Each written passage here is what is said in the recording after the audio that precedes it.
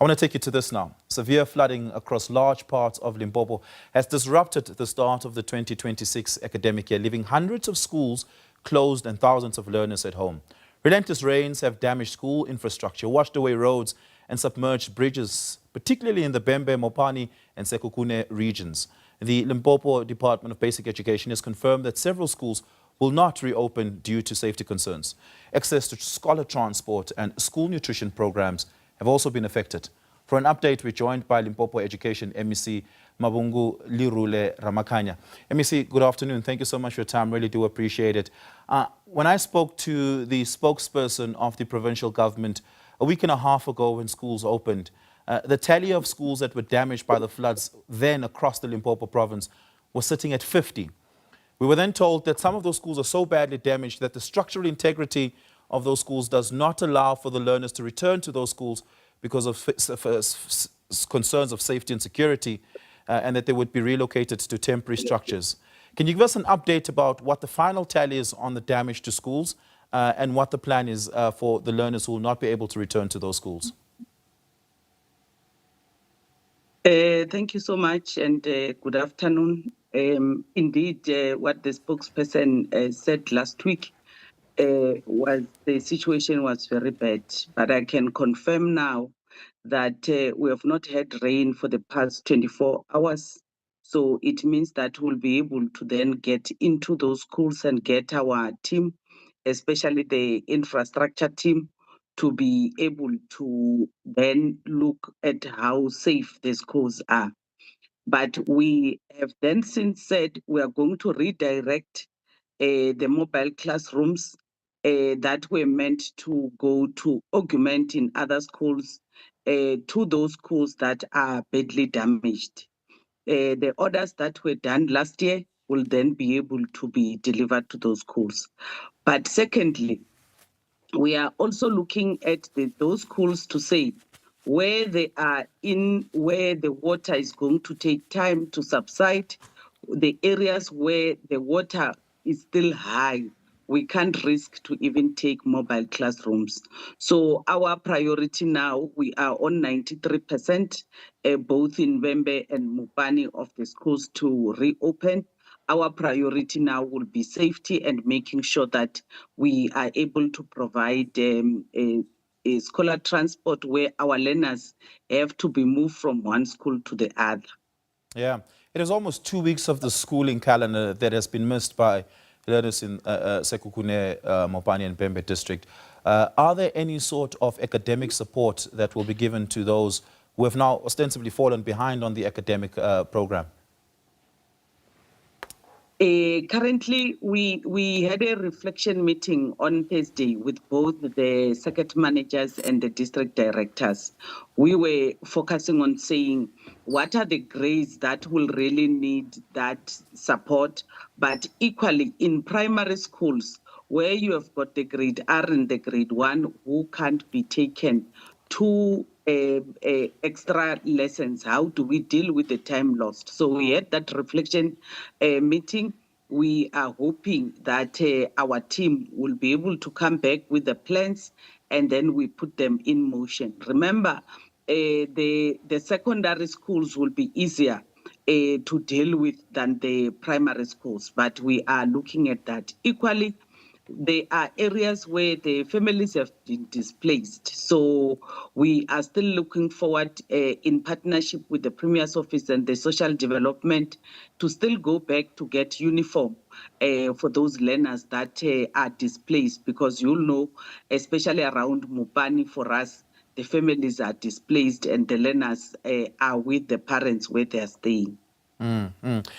MEC, you mentioned earlier that mobile classrooms that were earmarked to augment certain schools will now be prioritized and redirected towards setting up temporary structures for schools that learners will not be able to return to if it is then found by the assessors that the structural integrity of those schools are beyond what is safe for the occupation of those structures.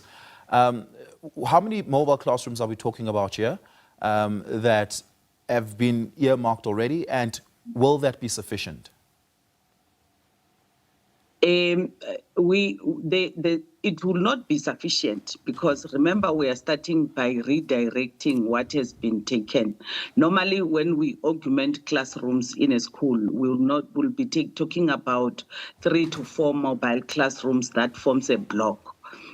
So in this instant, it means that in one school, we might be needing 8 mobile classrooms that will actually be creating 2 blocks plus classrooms that the staff and the principal will be able to use as a staff room. So you can see that the numbers that we were looking at of plus or minus 60 mobiles will then have to be spread around the province. But equally, we had appointed contractors to go to 40 schools that are already damaged to start to do maintenance work.